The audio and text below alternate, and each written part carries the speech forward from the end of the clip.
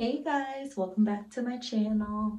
It's been a little over a month since I did my roots, so I'm gonna touch them up real quick and add a little more color to my hair and give my hair another refresher. Stay tuned if you want to see more. This is what we're working with so far.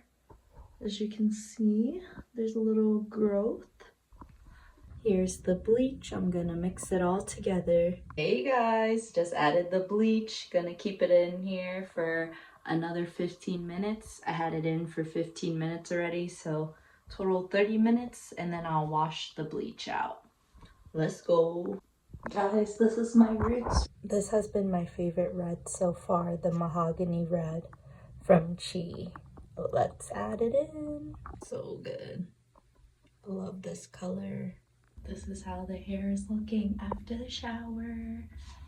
Time to add some red. Let's go.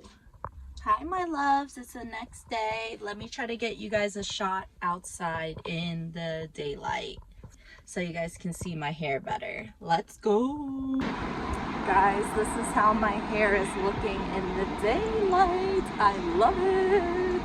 I hope you guys enjoyed the video, and I'll see you guys next time. Peace.